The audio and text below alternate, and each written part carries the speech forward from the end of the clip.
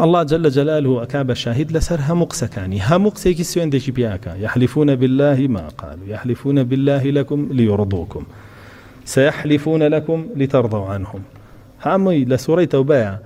زياد للدجار سوين خواردن وجوري سوين خواردنكاني منافقين أتوه قبري تماشا بكي دراسة بكي هرش تبلا سوينيكي بياكا اگر اوشتا شايستي سوين جنبه بيستي بس سوين نبه او هر سوين دخو ودايمش خوا وكيلة لسر زمانيتي دا ما بيق نالين كالايك صاخة كاتوها على خوا وكيلة ونم بيا وخوا وكيلة بوانا كرا نالين اما لمسائل دي نالين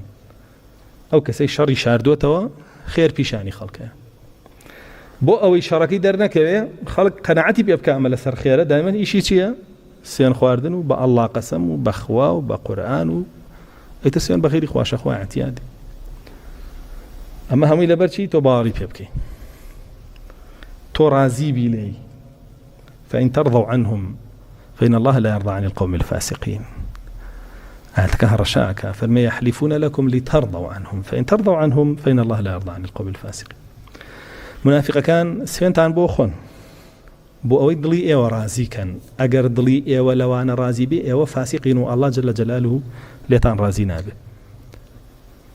نابت ولا منافق رازي بي سيحلفون بالله لكم إذا انقلبتم إليهم لتعرضوا عنهم فأعرضوا عنهم إنهم رجس ومأواهم جهنم بما كانوا يكسبون منافق هربينيت يكسر سيان با الله أخوة بو اوي تو رازي كان پشتی تيانكي قبولي بكي جوي لغري لقالي بوستي دابنشي لقالي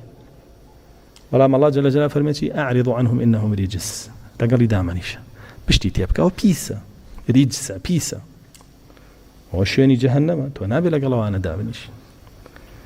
او پاداشتي انا بويكا كسبيان كردو انجاميان داوا لنفاق لضلو دروني انا ولا سجستشيان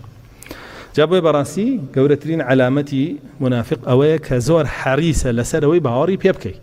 بس وين به بخوا وكيله به بخوا شاهده به بهر چی به زور گرنگه بلای تو باوري بيبكي بلا مثاني رازگو که خوي راست بو گویا بو تو باوري بيبكي يانا او بابتك قبولته باش قبولنيه من راسك متبرو لك قولينو بك دروزن درشم شي بلا بيزناك اما ده حريص بم لسروي تو باورم بيبكي من خو مزام راسكم راستي خو مالي مطابع ورجنا كيف خود يك بين ولا قيامته او حالي انساني ايمان دار مجامله ناكا وجوج لمجامله ناقري لقال حقها لسر خوي بياخذ لسر بران بركي بيسيجناك حق بكروزانه وبمجامله وبمداهنه وبتدليس وبابتانا سرخه راسه خو محقها بسر كذا بوك خوي برو طاو ولا منافقنا وانيه نكحق بطالك شي بس ين خواردن وبا خوا وكيله وخوا شاهده وبوانا